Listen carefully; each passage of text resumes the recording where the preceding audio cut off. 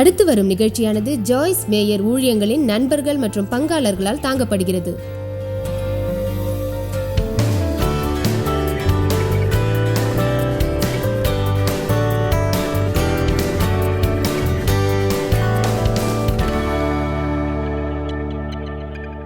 இந்த உலகம் முழுவதும் புண்பட்ட மக்கள் உள்ளனர். ஆனால் அவர்கள் எப்போதும் எதையும் அறியாதவர்கள். அவர் தங்களையே அறியாதவர்கள். ஏனென்றால் யாரையும் தகுதியுள்ளவராக அவர்கள் நினைப்பதில்லை. கற்பனையில் வாழ்வார்கள். பிறரை போல இருக்க நினைப்பார்கள். முகமூடி அணிந்தபடி புன்னகை செய்வார்கள். எப்போதும் தாங்கள் நன்றாக இருப்பது போல நடிப்பார்கள். ஆனால் உண்மையில் உள்ளுக்குள் மரிப்பதை உணர்வார்கள். தேவன் நாம் நடிப்பதை விரும்ப மாட்டார். நாம் நேர்மையாக இருந்து சுகமடைவதையே அவர் என்றும் விரும்புவார். கிறிஸ்து மரித்து உயிர்த்தெழுந்ததின் நிமித்தம் நாம் உண்மையாகவும் தனிப்பட்ட நபராகவும் கிறிஸ்துவுக்குள் நாம் யார் என்று அறிந்து உறுதியாக இருக்கவும் அவர் விரும்புவார். பிறரோடு போட்டி போடுவதையோ பிறரை உதாரணம் காட்டுவதையோ அவர் என்றும் விரும்ப மாட்டார். சொல்லுங்கள் ஆமென். இப்போது உங்களுக்கு ஒரு விஷயம் சொல்கிறேன். அது சரியோ தவறோ தெரியாது. நாம் நன்றாக இல்லை என்ற விஷயம் பிறருக்கு என்றுமே தெரியக்கூடாது. நாம் எல்லோரும் நன்றாக உள்ளோம் என்று பிறர் நினைக்கட்டும். அவர்கள் நினைவில் நாம் நன்றாக இருப்போம். நான் பக்கத்து வீட்டாரோடு நட்பாக உள்ளேன். மிதமான நட்பு. பிரச்சனை இல்லை. அதில் பிரச்சனை இல்லை. கவலையும் இல்லை. கோல். நீங்கள் ஒரு கிறிஸ்தவரானால் மொழிகள் மாறுபடும். ஆனால் பிரச்சனை ஒன்றுதான். தேவனை போற்றுவோம். நன்றி இயேசுவே. தேவனுக்கு மகிமை. ஆமென் ஆமென் ஆமென். திருச்சபைக்கு திருச்சபை முகத்தோடு செல்வீர்கள். பரிசுத்த ஆவியின் புன்னகையோடு இருப்பீர்கள். அந்த அளவுதான் கிறிஸ்தவத்தை நீங்கள் அறிவீர்கள்.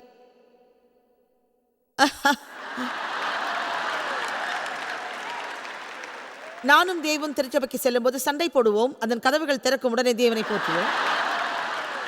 தேவனுக்கே மகிமை. நன்றி இயேசுவே. ஆமென் ஆமென் ஆமென். பிறகு காரில் ஏறுவோம். வீடு திரும்பும் போதும் சண்டை. அவர் மீது கோபம் வரும். ஏனென்றால் அவர் ஃபுட்பால் பார்க்க விரும்பினார். நான் குளியல் அறைக்கு சென்று அழுவேன். மறுநாள் மன அழுத்தம் இருக்கும். அடுத்த வாரமும் அது தொடரும். அடுத்த வாரம் திருச்சபைக்கு செல்வோம். தேவனை போற்றுவோம். தேவனுக்கே மகிமை. அல்லேலூயா. நீங்கள் யாராவது இப்படி வாழ்கிறீர்களா? நல்ல விஷயம். அது ஏன் என்று சொல்கிறேன். பரிசுத்த ஆவியானவர் எங்களை விலக்கி வைக்கிறார். நாங்களாக பிரிவதற்கு முன் அவர் எங்களை பிரிப்பது நல்லது. பிறகு அவர் அதை ஒழுங்குபடுத்துவார். முடிவில் எல்லாம் சரியாகும். உதவி தேவை என்று நீங்கள் ஒப்புக்கொள்ளும் வரை தேவன் உங்களுக்கு உதவ மாட்டார் என்பதுதான் உண்மை. ஆக முதலில் நீங்கள் தேவனிடம் மண்டியிட்டு சொல்லுங்கள், தேவனே, உம்மை நேசிக்கிறேன். உமது ரட்சிப்புக்கு நன்றி. நான் ஒரு குழப்பவாதி. எனக்கு உண்மை தேவை. ஏமாற்றத்துடன் வாழ நான் விரும்பவில்லை. தேவனே, என் ஏமாற்றத்தை அறியும்படி என் கண்களை திறந்து உண்மையை போதிக்கவும் என்று தினமும் நீங்கள் ஜெபிக்க வேண்டும். ஏமாற்றத்தை பற்றி இன்னும் பல விஷயங்களை அடுத்த முறை சொல்கிறேன். ஏனென்றால் நாம் பல சந்தர்ப்பங்களில் ஏமாற்றப்பட்டோம். எல்லோருக்கும் அந்த பிரச்சனை உள்ளது. நீங்கள் உங்கள் வாழ்வில் சந்தோஷமாக இல்லாதது உங்கள் தவறு. அதை நீங்கள் இழந்ததும் உங்களுடைய தவறுதான். நான் சொல்றதை செஞ்சா அந்த பிரச்சனை உங்களுக்கு வராது. சங்கீதம் 109:22. அதில் தாவீதின் நேர்மையை அறியலாம். நான் சிறுமையும் எளிமையுமானவன். என் இருதயம் எனக்குள் காயப்பட்டு இருக்கிறது. நான் சொல்கிறேன், சங்கீதக்காரன் தாவீது தேவனிடம் உண்மையாக இருந்தார். அவர் எந்த ஒரு போலியான விளையாட்டையும் விளையாடவில்லை என்பதை சங்கீதத்தில் அறியலாம். மீண்டும் சொல்கிறேன், நன்றாக இல்லாதது தவறல்ல. நீங்கள் நன்றாக இல்லாத போது நன்றாக இருப்பதாக சொல்வதுதான் தவறு. இப்படி சொல்லுங்கள், எனக்கு உதவி தேவை, தேவனின் உதவி தேவை என்று. யாக்கோபு 5:16. உங்கள் குற்றங்களை அறிக்கையிட்டு ஒருவருக்காக ஒருவர் ஜெபம் பண்ணுங்கள், நம் மனதும் இருதயமும் ஆவியோடு இருப்பதற்காக. எனவே நம் பாவங்களை நாம் தேவனிடம் ஒப்புக்கொள்ள வேண்டும். அவர்தான் நம்மை மன்னிப்பார். அதே சமயம் நம் மனதில் உள்ளதை பிறரிடம் நாம் வெளிப்படையாக சொல்வது நல்லது. இன்றைய பிரச்சனை என்னவென்றால், விசுவாசமும் கௌரவமும் எங்கோ சென்று விட்டது. கௌரவம் என்ற வார்த்தையை அநேக இளைஞர்கள் இன்னும் புரிந்து கொள்ளவில்லை. நாம் சொல்லும் ரகசியங்களை வெளியில் சொல்லாமல் இருக்கும் நபர்களை அறிவது அவர்களுக்கு கடினமாக உள்ளது. அதற்குரிய சில நபர்கள் உள்ளனர். ஒரு நல்ல நண்பரையோ, நம்பிக்கையான ஒரு குடும்ப உறுப்பினரையோ, ஒரு ஆவிக்குரிய தலைவரையோ நீங்கள் தேர்ந்தெடுத்து அவர்களிடம் உங்களை பற்றி சொல்லலாம். அதற்காக நீங்கள் தொடர்ந்து 20 ஆண்டுகள் யாரிடமும் ஆலோசனை பெற வேண்டாம். உங்களுக்கு ஆலோசனை தேவைப்பட்டால் உங்கள் ரகசியங்களை வெளியிடாத ஒருவரிடம் பேசுங்கள். சில நேரங்களில் ஒருவர் நமக்கு தேவைப்படுகிறார், நம்மிடம் உள்ளதை சொல்ல. தொடர்ந்து பல ஆண்டுகளாக, அதாவது எனக்கு 20 வயது ஆகும் வரை எனக்கு நடந்ததை பற்றி எந்த சமயத்திலும் நான் யாரிடமும் எப்போதும் சொல்லவில்லை. அவ்வளவு ஆண்டுகள் நான் என்னை பற்றி பிறரிடம் ஏன் சொல்லவில்லை? எதற்காக நான் சொல்லவில்லை? அதை யாரிடமாவது சொன்னால் என் தந்தைக்கு தெரிந்து விடுமோ என்ற பயம், பிறரிடம் சொன்னால் என் தாய்க்கு தெரிந்து விடுமோ என்ற பயம். நாம் அப்படி பயத்தில் வாழ்வதையே சாத்தான் விரும்புகிறான். அவன் நமது வாழ்வு அழிக்கப்படுவதை விரும்புவான். பிறரிடம் நாம் எதையும் சொல்லாமல் இருக்கும்படி அவன் செய்வான். விபச்சாரம் செய்பவர்கள் அதை மறைத்தாலும் ஏதாவது ஒரு வழியில் பிறருக்கு அது தெரிந்துவிடுமோ என்று பயப்படுவார்கள். ரகசியங்கள் புதைந்தாலும் இறக்காது, அது நம்மை விழுங்கும். எனவே நமது தவறுகளை ஒருவருக்கொருவர் பேசுவதன் மூலம் நாம் நிம்மதி அடையலாம். சில நேரங்களில் உங்களுக்குள் பிரச்சனை இருந்தால் உங்கள் எதிரி உங்களை தாக்குவான். அதிலிருந்து நீங்கள் மீள முடியாது. ஒரு சமயம் ஒருவர் மீது எனக்கு பொறாமை இருந்தது, அதில் எனக்கு பிரச்சனை இருந்தது. ஆனால் தொடர்ந்து அப்படி இருப்பதை விரும்பவில்லை. அது முட்டாள்தனமானது. இருந்தாலும் அதிலிருந்து என்னால் விடுபட முடியவில்லை. எனவே அதை தேவனிடம் கூறி எனக்காக அவர் ஜெபிக்க வேண்டும் என்று தேவனிடம் வேண்டினேன். நமக்குள்ள பிரச்சனை பற்றியும் நாம் செய்தது பற்றியும் யாரிடமாவது சொல்வது மிகவும் நல்லது. அப்படிப்பட்ட தன்னடக்கமானது நம்மிடம் இருந்தால் நமக்கு தேவனின் உதவியை அது பெற்றுத்தரும். தேவன் பணிவுக்கு உதவுவார். எனக்கு உதவி தேவை என்று கேட்பவர்களுக்கு நிச்சயம் அவர் உதவுவார். எனவே நான் சொல்கிறேன், இருட்டில் இருக்காதீர்கள். எதையும் வெளிச்சத்துக்கு கொண்டு வாருங்கள்.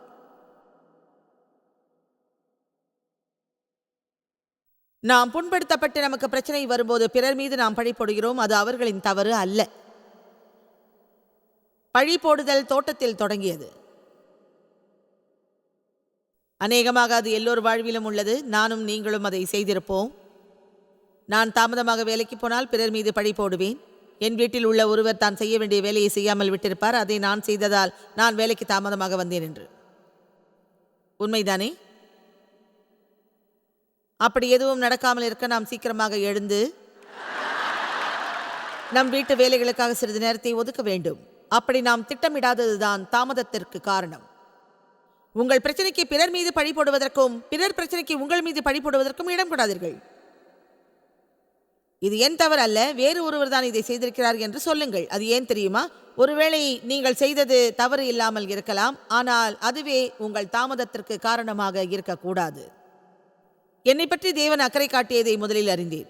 அது நான் காப்பாற்றப்பட்டதற்கான உடன்படிக்கை அல்ல. அதை பற்றி பரலோகம் செல்லும் வரை நான் குழப்பமடைந்தால் அங்கே எனக்கு இடமிருந்தாலும் குறைவான சந்தோஷமே எனக்கு இருக்கும். என் குழப்பமே அதற்கு காரணம்.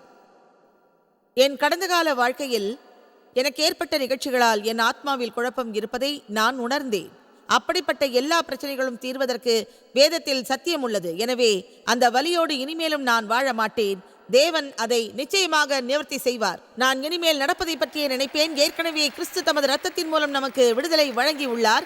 எனவே என் வழக்கமான பணிகளை நான் செய்வேன். ஏனென்றால் நாம் வாழ்வில் ஆனந்தமாக இருப்பதற்காகத்தான் இயேசு மரித்துள்ளார். அதை பற்றி நீங்கள் அறியாமல் இருக்கலாம். உங்களுக்கு போதைப் பொருட்கள் கிடைக்கலாம். அதை நீங்கள் பயன்படுத்தினால் எல்லா பிரச்சனைகளும் வரும்.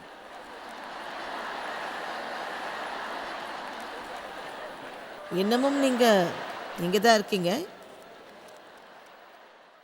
இந்த இடத்த விட்டு போகவே இல்லை.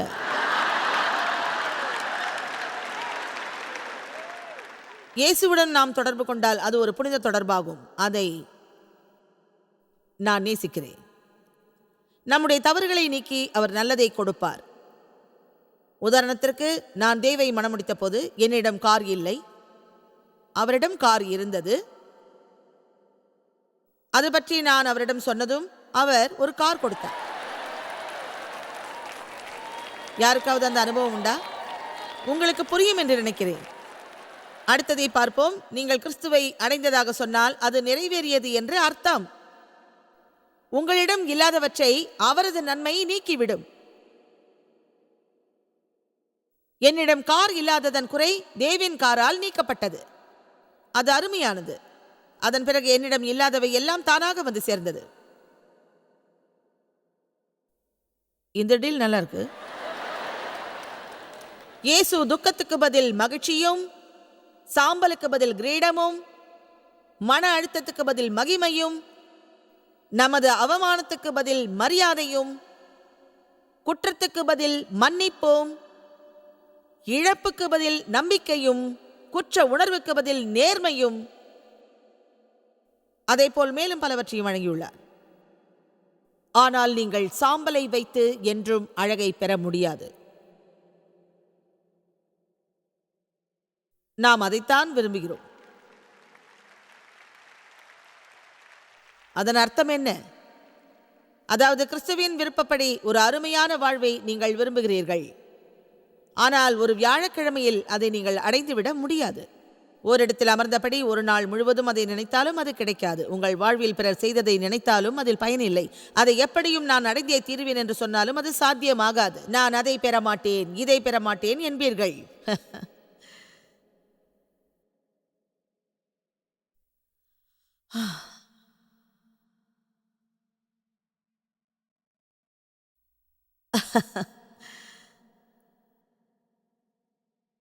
உங்களிடம் உள்ள சாம்பலை எரியுங்கள், அதை கைவிடுங்கள், உங்களுக்கு அழகு கிடைக்கும். ஆமென். என்னுடைய சகோதரன் 3 ஆண்டுகளுக்கு முன்பு குடி மற்றும் போதை பழக்கத்தாலும் மன உளைச்சலாலும் இறந்தான். அவன் என்னை விட 9 வயது இளையவன். அருமையாக வாழ அவனுக்கு எல்லா வாய்ப்பும் இருந்தது. இன்று எங்கள் குழுவில் ஒருவனாக இந்த கூட்டத்தில் அவன் இருந்திருப்பான். பல ஆண்டுகள் இருந்திருப்பான். அவன் கதை முழுவதையும் சொல்ல எனக்கு நேரமில்லை. ஒரு கட்டிடத்தில் அவன் உடல் இருந்தபோது அது முழுவதும் அழுகிய நிலையில் இருந்தது. பிறகு அவனை அடக்கம் செய்தோம். அவனது சாம்பல் எங்களுக்கு அனுப்பப்பட்டது. அதை ஒரு அருமையான இடத்துக்கு எடுத்துச் சென்று அவன் சாம்பலை தூவினோம். நாங்கள் விரும்பியும் அவனுக்கு நல்ல வாழ்க்கை அமையவில்லை. கடைசியாக அவன் சாம்பலை ஒரு இடத்துக்கு நாங்கள் எடுத்து வந்தோம். அவனது கடந்த கால வாழ்க்கையை நினைத்து அதை நாங்கள் செய்தோம். தேவன் அவனை அழைத்து கொண்டார். அவன் கிறிஸ்துவை இரட்சகராக ஏற்றான். ஆனால் அவன் திருந்தவில்லை. அவன் ஒரு குழப்பவாதி. தேவன் அவனிடம் கருணையோடு இருந்தார். அவன் எங்கள் வேதனையை அறிந்ததோடு எங்கள் சூழ்நிலையையும் மிக நன்றாக அறிந்திருந்தான். சில நேரங்களில் இந்த தவறுகளை பற்றி பேசுவதை நான் விரும்ப மாட்டேன். இங்கு அப்படி யாராவது இருந்தால் என்னை தவறாக நினைக்காதீர்கள். இதை ஒரு உதாரணத்துக்காக சொன்னேன். தாங்கள் நேசித்தவர் தகனம் செய்யப்பட்டதும் அவரது சாம்பலை அவர்கள் ஓரிடத்தில் வைப்பார்கள், பாதுகாப்பாக. இது உங்கள் வாழ்க்கைக்கும் பொருந்தும். உங்கள் கடந்த கால சாம்பலை ஏதோ ஒரு இடத்தில் வையுங்கள். அடிக்கடி அதை பற்றி நீங்கள் நினைக்காதீர்கள். ஆனால் சில நேரங்களில் அதை தேடிச் சென்று நிச்சயம் பார்ப்பீர்கள்.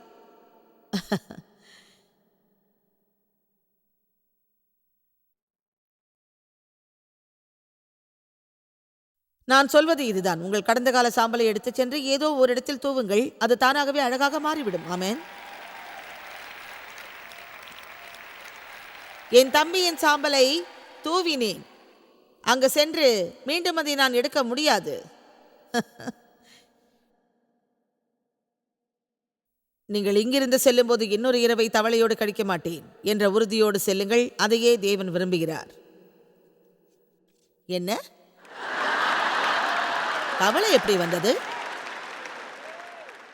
யாத்ராகமம் அதிகாரம் 8 பார்ப்போம்.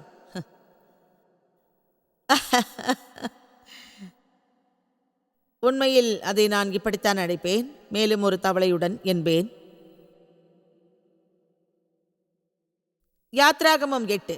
எகிப்தில் அடிமைகளாய் இருந்த இஸ்ரவேலர்கள் தங்களை விடுவிக்க ஒருவரை அனுப்புமாறு கதறினர்.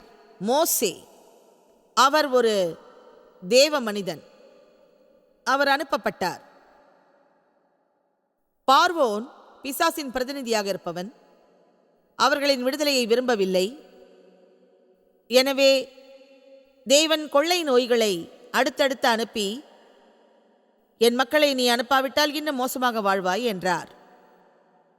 அதில் ஒரு கொள்ளை நோய்தான் தவளை. அதிகாரம் 8:1. அப்பொழுது கர்த்தர் மோசேயை நோக்கி, நீ பார்வோனிடத்தில் போய் எனக்கு ஆராதனை செய்ய என் மக்களை அனுப்பிவிடு என்றார். இப்போது உங்களிடம் கேட்பது இதுதான். நாம் பிசாசிடம் கூறுவோம், தேவனின் மக்களை அனுப்பிவிடு, அவர்கள் தேவனுக்கு ஊழியம் செய்யட்டும். ஆமென். இப்போது நான் தேவனின் சார்பாக உங்களிடம் சொல்கிறேன், தேவன் சொன்னார், என் மக்களை அனுப்பிவிடு. ஆமென். நீ அவர்களை அனுப்பிவிட மாட்டேன் என்பாயாகில் உன் எல்லை முழுவதையும் தவளைகளால் வாதிப்பே. நதி தவளைகளை திரளாய் பிறப்பிக்கும்.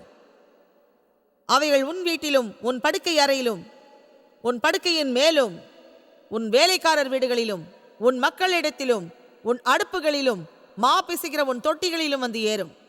தேவனின் அந்த சித்திரத்தில் தவளைகள் இருந்தன. எங்கு பார்த்தாலும் தவளைகள். உங்கள் வாழ்வில் துன்பம் இருந்தால் நீங்கள் செல்லும் இடங்களிலும் அது இருக்கும்.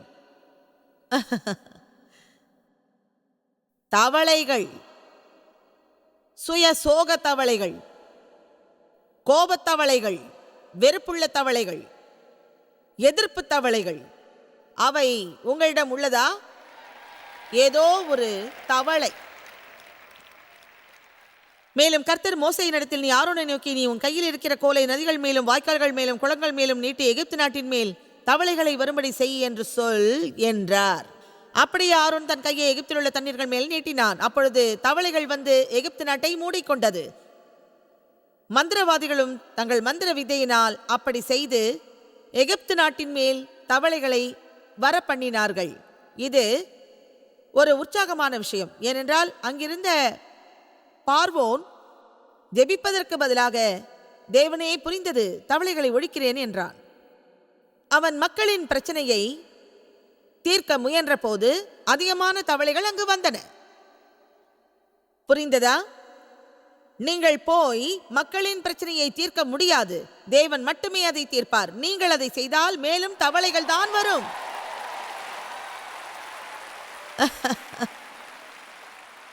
இது உங்களுக்கு புரிகிறதா? உங்கள் படுக்கையில் தவளைகள், உங்கள் விரல்களில் தவளைகள்.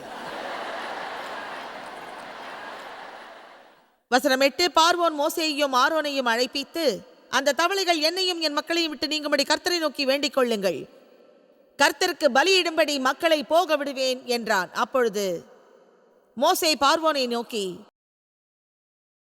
தவளைகள் நதியிலே மட்டும் இருக்கத்தக்கதாய் உமக்காகவும் உமது வேலைக்காரருக்காகவும் உமது மக்களுக்காகவும் தேவனை நான் எப்போது ஜெபிக்க வேண்டும் என்றார். மோசே சொன்னார், சரி, அந்த தவளைகளை அகற்றும்படி எப்போது நான் தேவனை ஜெபிக்க வேண்டும்? பார்வோன் சொன்னான், நாளைக்கு. இனியும் ஒரு இரவை தவளையோடு கழிக்கப் போகிறீர்களா என்ன? இன்னும் ஒரு இரவு எதற்காக தவளைகளோடு பார்வோன் இருக்க வேண்டும்? இப்போது ஜெபியும், இந்த நிமிடமே ஜெபியும் என்று ஏன் அவன் சொல்லவில்லை? இங்க உள்ளவர்களில் யார் இப்படி சொல்வீர்கள், தவளைகளோடு இன்னொரு இரவு நான் இருக்க மாட்டேன் என்று? உங்களுக்கு தெரியுமா, நாளை என்பது ஆங்கில மொழியில் மிகவும் அபாயகரமான வார்த்தையாக உள்ளது. நாளை, நாளை என்னும் தவளையில் இருந்து விடுபடுவோம். இன்னும் ஒரு இரவை எதற்காக வீணடிக்காதீர்கள். என்னோடு வெளியே வருகிறீர்களா? என்றைக்கு உங்களை காயப்படுத்தியவர்களை மன்னிக்கப் போகிறீர்கள்? என்றைக்கு நீங்கள் நிறுத்தப் போகிறீர்கள், இது மிக கடினம், இது ரொம்ப அதிகம், இது நன்றாக இல்லை என்று? இப்பொழுதே, இந்த நாள் கர்த்தர் உங்களுக்காக உண்டு பண்ணிய நாள். இதில்தான் எனக்கு மிகுந்த மகிழ்ச்சி.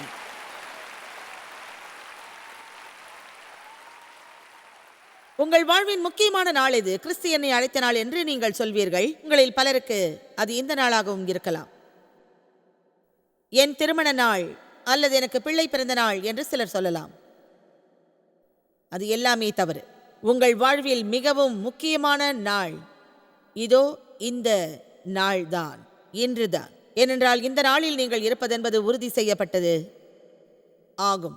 நீங்கள் நேற்றைய நாளை மீண்டும் பெற முடியாது. நேற்றைய நாளுக்கு நீங்கள் மீண்டும் போக முடியாது. எனவே இன்றே ஒரு தீர்மானம் எடுங்கள். இன்னும் ஒரு இரவு நீங்கள் தவளைகளோடு இருக்கப் போகிறீர்களா? 20 வருடங்களுக்கு முன்னால் உங்கள் வாழ்வை ஒருவர் கழித்ததை இப்போது நீங்கள் செய்ய போகிறீர்களா?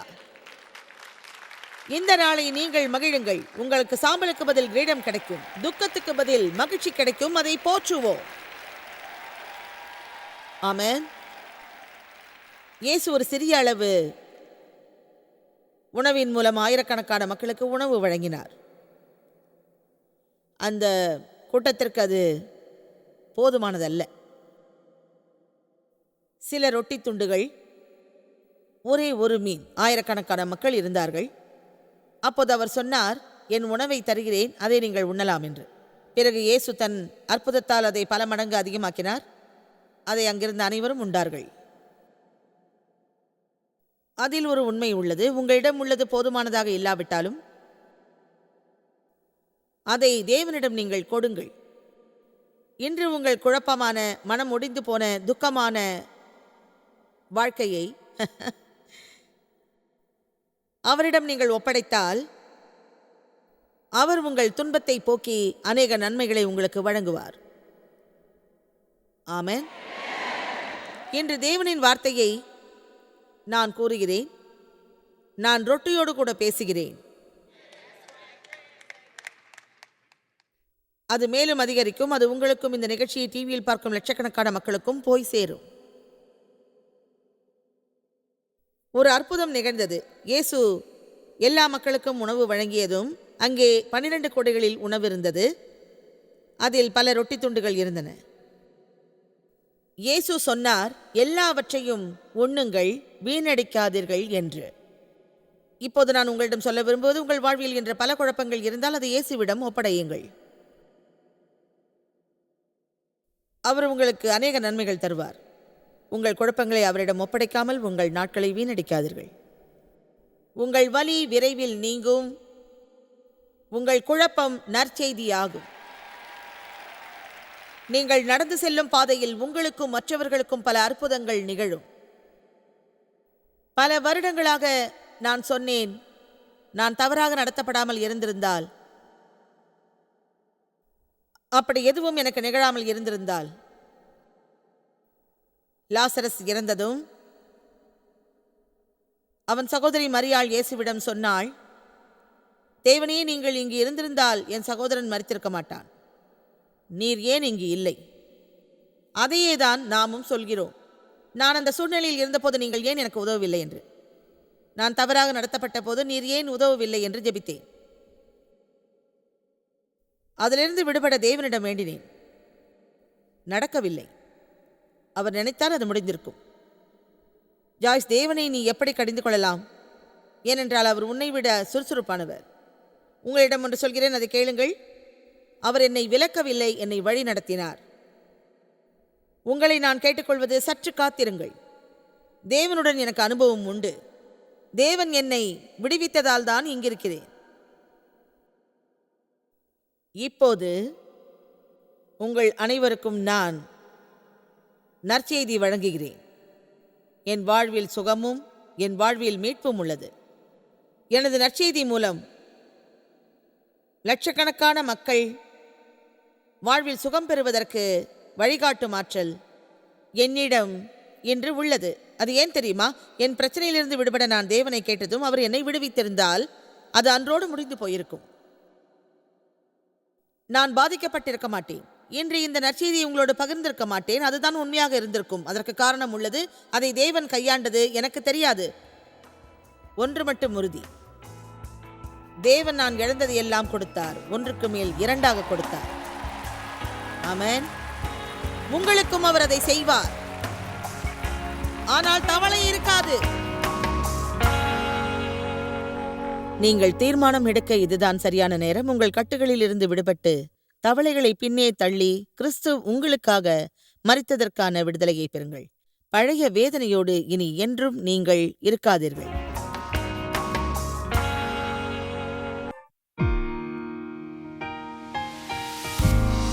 இந்த ஊழியத்தை உலகமெங்கும் சாத்தியமாக்கும் நண்பர்களுக்கும் பங்காளர்களுக்கும் எங்களது நன்றியையும் பாராட்டுகளையும் தெரிவிக்கிறோம். ஒன்றாய் இணைந்து நாம் பசி உழவுகளை போஷித்து உடைகளை கொடுத்து தேசங்களுக்கு சுவிசேஷத்தை சொல்லி வருகிறோம். எங்களை தொடர்பு கொண்டு www.jmmindia.org-இல் உங்கள் ஜெப தேவைகள் மற்றும் எங்களின் வெளியீடுகள் பற்றி அறிந்து ஜாய்ஸ் அவர்கள் நிகழ்ச்சிகளை அறிந்து எங்களோடு இணைந்து தேவ அன்பை உலகிற்கு பரவச் செய்யுங்கள். அடுத்து வரும் நிகழ்ச்சியானது ஜாய்ஸ் மேயர் ஊழியங்களின் நண்பர்கள் மற்றும் பங்காளர்களால் தாங்கப்படுகிறது.